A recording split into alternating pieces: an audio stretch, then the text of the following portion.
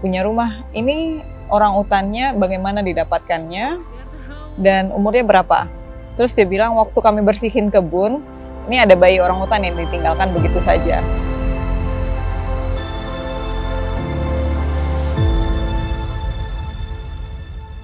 Tahun lalu saya dapat kesempatan berharga untuk ikut ranger dari Forum Konservasi Loiser patroli di hutan. Selama patroli, ya saya bersama-sama dengan mereka selama 10 hari, makan bersama mereka, tidur di seperti keadaan yang mereka biasa lakukan, mandi, minum air langsung dari sungai.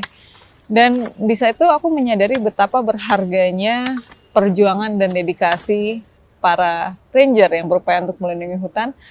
Dan kadang-kadang sangat sedikit penghargaan yang mereka dapatkan. Mereka bekerja dalam diam, membawa logistik yang berat, dan juga membawa beban moral yang sangat berat. Karena ketika mereka bertemu, mereka masyarakat lokal.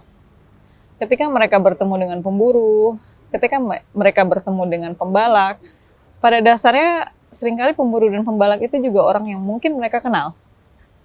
Orang mungkin dari desa yang sama, salah satu tetangga, dan mereka punya beban untuk meyakinkan orang-orang ini untuk tidak mengulangi kegiatan ilegal yang mereka lakukan.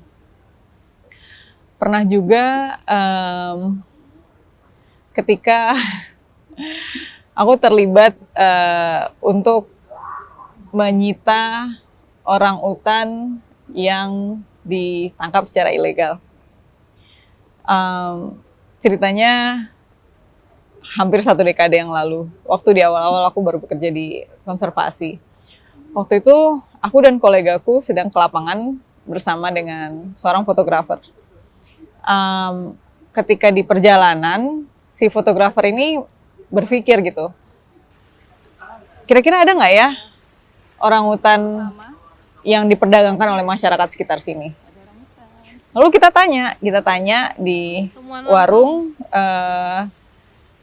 Ibu kenal nggak ada yang menjual anak orang hutan? Terus si ibu ini bilang, ada, tetangga saya. Terus kita kayak, beneran ada? Itu pertanyaan iseng yang tidak dipikirkan, tidak direncanakan, ternyata memang ada.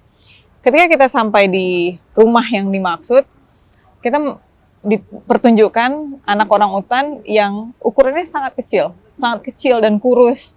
Terus saya tanya sama yang punya rumah, ini orang utannya bagaimana didapatkannya dan umurnya berapa? Terus dia bilang waktu kami bersihin kebun, ini ada bayi orang utan yang ditinggalkan begitu saja. Umurnya baru 2 bulan. Karena orang utannya kecil, saya percaya dan saya nggak tahu apa-apa tentang umur orang utan. Tapi besoknya kita mengatur upaya untuk menyita anak orang utan tadi. Bekerja sama dengan polisi, BKSDA, dan lembaga lain. Waktu itu Sumatera Orangutan Conservation Program. Dokter hewan dari SOCP melihat anak orang utan ini, itu langsung bisa menilai ini anak orang utan ini bukan 2 bulan umurnya, tapi 3 tahun. Karena giginya sudah lengkap. Tapi ini bayi orang utan sangat malnourished, sehingga terlihat sangat kurus. Lalu dokter hewannya juga bilang nggak ada ibu orang utan yang akan meninggalkan anaknya begitu saja. Ini pasti dirampas dengan paksa. Yang menarik, beberapa hari kemudian kita tidak sengaja bertemu dengan pemburu. Lagi-lagi dengan diskusi yang serupa, kita bertanya kepada orang-orang ini, memang gimana sih caranya kalian mendapatkan anak orang utan? Mereka bercerita, mereka bilang biasanya anak orang utan itu seperti anak monyet lain. Cara didapatkannya ya kalau ada yang minta, kalau ada yang ingin membeli, kita cari. Ketika kita ke hutan dan mencari, kalau kita temukan ibu dan bayi, biasanya kita tebang dulu pohon-pohon yang ada di sekitar pohon di tempat orang hutan itu bertengger. Jadi dia tidak bisa lari. Setelah kita tebang pohon-pohon yang ada di sekitar, tinggal satu pohon sendiri, kita akan panjat pohon itu membawa kayu yang besar atau membawa sesuatu yang keras atau tajam. Lalu kita akan naik ke pohon dan kita pukul ibu orangutan itu sampai dia jatuh. Dia pasti akan jatuh memeluk bayinya. Ketika dia jatuh sampai di bawah, teman-teman yang lain ikut pukul. Setelah ibu orangutannya tidak pingsan atau mati, baru kita ambil bayinya. Kesaksian langsung dari orang-orang yang terlibat dalam perburuan bayi orangutan yang sering kemudian dipelihara untuk menjadi hewan peliharaan, itu membuat saya sadar betapa begitu banyak satwa itu sangat mirip dengan manusia ya. Kita akan mempertahankan keturunan kita. Kita akan berupaya untuk melindungi si kecil kita. Hal yang sama yang dilakukan orangutan.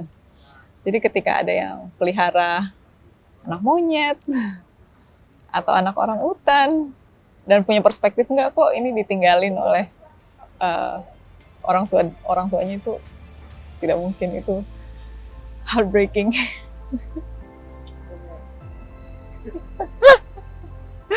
Yeah, sorry, I have so many heartbreaking stories.